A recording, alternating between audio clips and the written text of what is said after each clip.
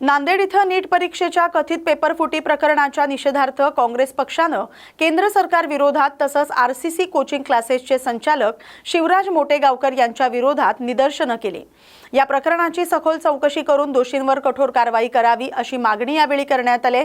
आंदोलनकर्त्यांनी 22 लाखाहून अधिक विद्यार्थ्यांच्या भवितव्याशी संबंधित प्रकरण गंभीर असून विद्यार्थ्यांना न्याय मिळावा अशी भूमिका मांडली। तसंच केंद्रीय शिक्षण मंत्र्यांनी राजीनामा द्यावा अशी मागणी देखील करण्यात आली। दरम्यान या प्रकरणाच्या पार्श्वभूमीवर प्रशासनाने तपास सुरू केलाय। पुढील कारवाईकडे सर्वांचंच लक्ष लागलंय। महत्त्वाचं नीटची परीक्षा 2018 पर्यंत CBSEच्या माध्यमातून कंडक्ट केल्या जायची।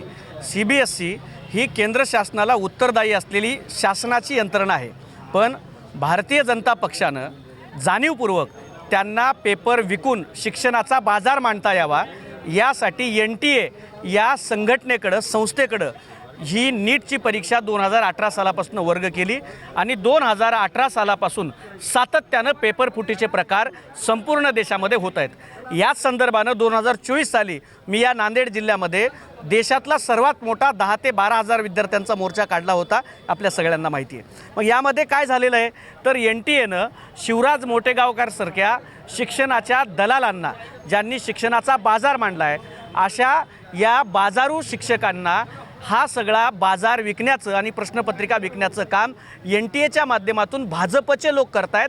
त्यामुळं पेपरफुटीतील शिवराज मोटेगावकर हा जेवढा मोठा मासा आहे, त्याला फसवणारे जे काटे आहेत ते सगळे हे भाजपचे आहेत। याला जबाबदार देशाचे शिक्षण मंत्री, त्याचबरोबर देशाचे पंतप्रधान आहेत। आज 22 लाख लोकांचं भवितव्य हे धोक्यात आलेलं आहे। त्यामुळं याच्यात भारतीय जनता पक्षाच्या केंद्रीय शिक्षण मंत्र्यानं लाज असेल जनाची नाही मनाची जर शिल्लक असेल तर तात्काळ शिक्षण मंत्रीपदाचा याची जबाबदारी घेऊन, सरकार ही जबाबदारीसाठी असतं, याची जबाबदारी घ्यावी आणि त्यांनी राजीनामा द्यावा। नंबर 2, यामध्ये जे दोषी आढळले त्यात भाजपचे पदाधिकारी आहेत, भाजपचे कार्यकर्ते आहेत, त्यांच्यावरती कुठलीही कार्यवाही झालेली नाही आहे। त्यावरती फौजदारी कुठला आणि यांना जन्मठेपेची शिक्षा करावी, कारण 22 लाख लोकांच्या भविष्याचा प्रश्न आहे। आणि नंबर 3, शिवराज मोटेगावकर यांचा जो RCC क्लास आहे त्याला तात्काळ कुलूप लावून बंद करावं आणि इतक्यावर चालणार नाही। हजारो विद्यार्थी तिथं फीस भरून शिकत आहेत। या वर्षीचे आणि मागच्या वर्षीचे ज्या बॅचेस चालू आहेत त्या पोरांची सर्व फीस व्याजासहित मोटेगावकरला राज्य शासनानं देवेंद्र फडणवीसांनी परत करायला लावावी आणि त्यांच्यावरती कार्यवाही करावी। आणि इथून पुढे जेवढे क्लासेस या महाराष्ट्रात आहेत त्या सगळ्या क्लासेसचं स्ट्रक्चर, त्यांचं ऑडिट व्हावं, त्यांच्यावरती एक नियमन आणावं आणि फीससुद्धा नियंत्रणात आणावी। आणि याच्या अगोदर शिक्षण मंत्र्यांनी राजीनामा द्यावा, अन्यथा असं झालं नाही तर जसा 2024ला काढला होता तसाच मोर्चा देशातला भव्य दिव्य असा या नांदेडमध्ये आम्ही काढू। यापूर्वी देखील 2024 मध्ये शिवराज मोटेगावकर यांना अटक करण्यात आली होती या प्रकरणामध्ये, पण त्यांना सोडून देण्यात आलं, कारण ते कदाचित भारतीय जनता पक्ष आणि संबंधित लोकांना ते जे पैसे पुरवतात, कालच मी तुमच्याच माध्यमांच्या बातम्यांवरती पाहिलं की त्यांची 100 कोटीचा टर्नओव्हर आहे। जर कागदावर तेवढा असेल तर कागदाच्या बाहेर कदाचित जास्तही असेल। त्यामुळं मला इतकंच वाटतंय की याही वेळेस जर ते यांना सोडणार असतील तर आम्ही या देशातल्या 22 लाख लोकांच्या विद्यार्थ्यांच्या भवितव्यासाठी या सरकारला धारेवरती धरू। पण तुम्ही जे म्हणालात की यांना सोडतील का, 24 जर यांना अटक करून जर गजाआड टाकलं असतं तर यावर्षी ही परीक्षा परत घेण्याची आणि 22 लाख पोरांच्या भविष्याची खेळायची वेळ आली नसती। पण याच्यामध्ये भाजप सरकार दोषी आहे, कारण ही एकदा नाही, हा फक्त नीटचा पेपर फुटला का, तलाट्याचा पेपर फुटला, वनांचा पेपर फुटला, 132 पेपर गेल्या 12 वर्षामध्ये फुटलेले आहेत, 132 पेपर। त्यामुळं ह्या सरकारला सर्वसामान्य पोरांचं भवितव्य उद्ध्वस्त करायचं आहे। काँग्रेस शहर काँग्रेसतर्फे नीट परीक्षेचा गोंधळ, पेट्रोल डिझेलची दरवाढ, कांद्याला हमीभाव, या सगळ्या बाबतीमध्ये आम्ही आज कलेक्टर साहेबांना निवेदन दिलेलं आहे।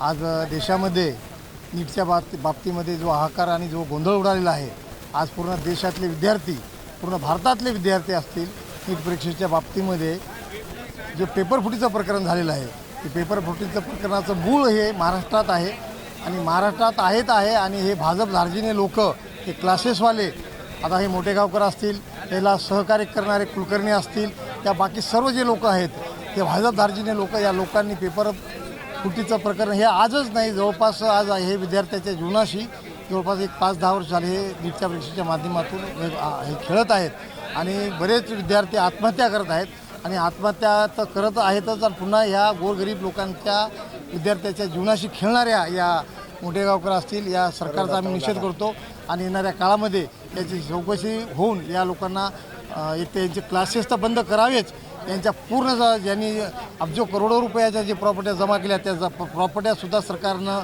गव्हर्नमेंटनं जमा कराव्यात, त्याच्यावर बुलडोझर फिरवावे, याचे क्लासेस बंद करावेत, येणाऱ्या काळामध्ये या लोकांना अटक करावी यासाठी मग आम्ही याच्या येणाऱ्या काळामध्ये आंदोलन करणार आहोत.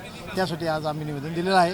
तसेच पेट्रोलचं आणि डिझेलचे दरवाढ झालेली आहे, ही दरवाढसुद्धा सामान्य लोकांना आता येणाऱ्या काळामध्ये पेरणे आता शेतकरी लोकांना असतील याच्यात ट्रॅक्टरच्या बाबतीत सगळ्या बाबतीमध्ये हे सगळा गोंधळ जो निर्माण झाला ते पेट्रोल डिझेलचे भाव कमी करावेत. मध्यंतरी निवडणुका 5 राज्याच्या निवडणुका होत्या तोपर्यंत मोदी सरकारनं दरवाढ केलेली नाही आणि निवडणुका झाल्या की दरवाढ केली. याचा अर्थच असा आहे की सरकार सर्वसामान्य जनतेशी आणि शेतकऱ्याशी सगळ्याशी त्याच्या भावनाशी खेळत आहे आणि या सरकारचा आम्ही निषेध करतो. स्थानिक स्वराज्य संस्था मतदारसंघाच्या विधान परिषद निवडणुकीमुळे जिल्ह्यातील राजकीय वातावरण तापू लागले. मागील पंचवार्षिकमध्ये महाविकास आघाडीनं विजय मिळवला होता, तर यंदा महायुती आणि महाविकास आघाडी यांच्यात पुन्हा एकदा प्रतिष्ठेची थेट लढत रंगणार असल्याचं चित्र आहे. 2020च्या विधान परिषद पोटनिवडणुकीत महाविकास आघाडीचे त्यावेळेसचे शिवसेनेचे उमेदवार दुष्यंत चतुर्वेदी यांनी भाजपचे उमेदवार सुमित बजोरिया यांचा पराभव करत विजय मिळवला होता. अंतिम निकालात दुष्यंत चतुर्वेदी यांना 298 मतं मिळाली, तर सुमित बाजोरिया यांना 185 मतांवर समाधान मानावं लागलं होतं. त्या निवडणुकीत एकूण 489 मतदान झालं होतं, त्यापैकी 6 मतं अवैध ठरली होती. चतुर्वेदी यांनी तब्बल 113 मतांच्या फरकानं विजय मिळवला होता. अनेक दिवसाच्या प्रतीक्षेनंतर यवतमाळ स्थानिक स्वराज्य संस्थेची निवडणुकीची काल उद्घोषणा करण्यात आली आहे. स्वाभाविक त्या बाबतीमध्ये सर्व कार्यकर्त्यामध्ये आणि मतदारामध्ये प्रचंड उत्साह आहे. मागल्या वेळी या निवडणुकीमध्ये तत्कालीन महाविकास आघाडीचे जे शिवसेनेचे उमेदवार होते ते सन्मान्य दुष्यंत चतुर्वेदी निवडून आले होते. भाजपचा उमेदवाराचा पराभव झाला होता. परंतु आज जे मतदार यादी फायनल करण्यात आली आहे त्या मतदार यादीमध्ये भारतीय जनता पक्षाच्या मतांचं नगरसेवकांचं प्राबल्य आहे. त्यामुळे इथे भारतीय जनता पार्टी आपला उमेदवार लढवावा या मानसिकतेत आहे. कार्यकर्त्याची तशी मनातून खूप इच्छा आहे. इच्छा आणि त्यांच्या सर्व आकांक्षाचा आदर करून पक्ष नेतृत्वाकडे आम्ही ताकदीने या बाबतीत मागणी करू आणि भारतीय जनता पार्टीचा उमेदवार इथे निवडणूक लढेल अशी आम्हाला खात्री आहे आणि जर लढली तर तो 100% विजयी होईल याबाबत आम्हाला कुठलीही शंका नाही आहे. त्यामुळे पक्ष नेतृत्वाकडे आम्ही त्या बाबतीत मागणी करू आणि भारतीय जनता पार्टीचा उमेदवार इथे लढेल अशी विनंती करू. त्यावेळेला जे चतुर्वेदी निवडून आले होते किंवा सावंत निवडून आले होते, तर हे ज्यावेळेला चतुर्वेदी तर महाविकास आघाडीचा कॅन्डिडेट होता आणि शिवसेनेचा त्यांनी क्लेम केला. सावंत आल्यामुळे शिवसेनेचा क्लेम केला. वास्तविक मतदान आमच्याकडे जास्त होतं, परंतु आम्ही त्यांना दिली ते निवडून आली. पण आता यावेळा महाविकास आघाडीची जी आहे संख्या काँग्रेसचीच नंबर 1ची आहे आणि आमच्याकडे उमेदवारही सापडतील. चांगला मजबूत उमेदवार आम्ही उभा करू आणि काँग्रेसची सीट यावेळेला 100% MLC जे आहे ते काँग्रेसचाच यवतमाळमध्ये होईल अशा प्रकारचा आम्हाला सर्व काँग्रेसजनांना विश्वास आहे. असं काय नाही, मागच्या वेळेला BJPचा पडलाच होता ना ते अगोदर. असं काय नाही, काँग्रेस आहे आम्हाला फुल कॉन्फिडन्स आहे की नगर परिषदेच्या निवडणुकीमध्ये सुद्धा चांगलं परफॉर्मन्स आहे आमचं आणि आम्हाला पूर्ण विश्वास आहे की यावेळेला जी काँग्रेसला तिकीट मिळाली महाविकास आघाडीची तर ती 100% निवडून येईल. आणि महाविकास आम्ही असा उमेदवार देऊ की ते महाविकास आघाडीच्या सर्वांनाच पटेल असा उमेदवार देऊ, सक्षम उमेदवार द्यावा लागेल. तर त्यासाठी आम्ही जिल्ह्यावाले बसू आम्ही आणि त्याच्यात निर्णय घेऊ. भिवंडी इथं माहितीच्या अधिकारात मागितलेली माहिती न मिळाल्याच्या निषेधार्थ एका सामाजिक कार्यकर्त्यानं मोबाईल टॉवरवर चढून आंदोलन केलं. श्याम मारुती गायकवाड यांनी हे आंदोलन सुरू करत प्रशासनाकडून मागितलेली माहिती मिळेपर्यंत आणि उपमुख्यमंत्री एकनाथ शिंदे यांची भेट होईपर्यंत आंदोलन सुरूच ठेवण्याचा इशारा दिला. इसापूर ग्रामपंचायतीकडे मागवलेली माहिती न मिळाल्याचा आरोप करत त्यांनी पिंपळास परिसरातील सुमारे 250 फूट उंच टॉवरवर चढून निषेध व्यक्त केलाय. घटनास्थळी पोलीस आणि अग्निशमन दल दाखल झालं. त्यांना सुरक्षितपणे खाली उतरवण्याचे प्रयत्न सुरू झालेत. श्याम मारुती गायकवाड नावाचा इसम आहे जो इसापूर तालुका डिग्रज जिल्हा यवतमाळ येथील रहिवासी आहे आणि हा व्यक्ती आज सकाळपासून BSNLच्या टॉवरवर चढलेला आहे आणि साधारणतः 200 ते 250 फूट उंचावर आहे. त्या इसमाची संपर्क करण्याचा प्रयत्न केला आम्ही. त्याच्या काही मागण्या आहेत. काही जमीन आहे जी इसापूर गावातली आहे, शासकीय जमीन. ती काही लोकांनी स्वतःच्या नावावर करून घेतली आणि त्याची चौकशी होत नाही आहे. त्या संदर्भातला तो अर्ज आहे आणि तो त्याने आम्हाला दिलेला आहे. परंतु हा विषय डिग्रस तालुक्यातील असलेला आहे. त्या संदर्भात आम्ही तेथील DYSPशी चर्चा केली, परंतु अशा प्रकारचे आंदोलनं करण्याच्या सवयीचा हा इसम आहे. याच्याशी आमचा संपर्क सुरू आहे आणि त्याला खाली उतरवण्यासाठी आम्ही फायर ब्रिगेड आणि इतर जे त्याचे अधिकारी आहेत डिग्रजचे, त्यांची मदत घेत आहोत. त्याला लवकरच खाली उतरवण्यासाठी आम्ही प्रयत्नशील आहोत. धन्यवाद. धुळे इथं राज्य शासनानं नोकर भरतीतील खुल्या प्रवर्गाबाबत घेतलेल्या निर्णयाच्या निषेधार्थ संविधान संरक्षण समिती आणि सामाजिक कार्यकर्त्यांनी जिल्हाधिकारी कार्यालयासमोर निदर्शनं केली. मागासवर्गीय प्रवर्गातील उच्च गुणवत्तेच्या उमेदवारांना खुल्या प्रवर्गातून वगळण्याचा निर्णय असंविधानिक असल्याचा आरोप आंदोलकांनी करत त्यामुळे समानतेच्या अधिकारांचं उल्लंघन होत असल्याचं म्हटलंय. या निर्णयामुळे गुणवत्तेलाही अन्याय होत असल्याचा आरोप करत आंदोलकांनी मुख्यमंत्र्यांना उद्देशून निवेदन जिल्हाधिकाऱ्यांना सादर केलं. निर्णय तातडीनं मागे न घेतल्यास राज्यभर आंदोलन तीव्र करण्याचा इशारा देण्यात आलाय. या समाज व्यवस्थेमधून बाबासाहेब आले, त्या समाज व्यवस्थेची पार्श्वभूमी असल्यामुळे या देशातील वंचित समाजाला सुधारलेल्यांच्या बरोबर आणावयाचे असेल तर काय करावं लागेल याचा विचार करून आणि नेहरूजींची संमती घेऊन बाबासाहेबांनी घटनेत 17व्या कलमाने अस्पृश्यता नष्ट केली आणि मागासवर्गीयांसाठी 14व्या कलमाने आरक्षणाची तरतूद केली. ही तरतूद करत असताना बाबासाहेबांनी मागासवर्गीयांना सरकारने विशेष सवलतीची व्यवस्था करावी हे 16व्या कलमामध्ये आणलं आणि त्यामुळे मागासवर्गीयांना नोकरीत आरक्षण आणि नोकरीमध्ये लागल्यानंतर प्रमोशनमध्ये सुद्धा रिझर्वेशन याची तरतूद केली. ही बाब मनुवादी लोकांना ही पसंत पडलेली नाही आणि म्हणून त्यांनी जसं जमेल त्या पद्धतीने मागासवर्गीयांना मागे रेटण्याचा प्रयत्न सुरू केलेला आहे. गेल्या आठवड्यामध्ये जे कॅबिनेटची मीटिंग झाली त्या मीटिंगमध्ये या सरकारने असा निर्णय घेतला की गुणवत्तेच्या आधारावर एखादा मागासवर्गीय स्पर्धेमध्ये सर्वोच्च जरी असला तरी त्याला खुल्या प्रवर्गामधून नोकरीला घ्यावयाचं नाही. त्याची मागासवर्गीयांच्या यादीमध्ये त्याचं नाव ढकलायचं. याचा परिणाम असा होणार आहे की जे सुधारलेल्या समाजाचे केवळ 15% लोक आहेत त्यांना 50% आरक्षण मिळणार आणि मागासवर्गीय SC, ST, VJ, NT, OBC धरून जे 49% आहेत त्यांनाही 49% मिळणार. अशा प्रकारची ही तरतूद आहे. याचा निषेध करण्यासाठी आम्ही माननीय मुख्यमंत्र्यांना निवेदन माननीय कलेक्टरच्या मार्फत पाठवण्यासाठी आलेलो आहोत. सरकारच्या या निर्णयाचा आम्ही निषेध करतो. ओके. नंदुरबार इथं नीट परीक्षेतील कथित पेपरफुटी प्रकरणाच्या निषेधार्थ युवा सेना आणि शिवसेना उद्धव बाळासाहेब ठाकरे पक्षाच्या वतीनं निषेध आंदोलन करण्यात आलं. यावेळी कार्यकर्त्यांनी सरकार विरोधात घोषणाबाजी करत दोषींवर कठोर कारवाईची मागणी केली. नीट परीक्षा लाखो विद्यार्थ्यांच्या भविष्याशी संबंधित असून पेपरफुटीमुळे प्रामाणिक विद्यार्थ्यांच्या मेहनतीवर पाणी फिरत असल्याचा आरोप आंदोलनकर्त्यांनी केलाय.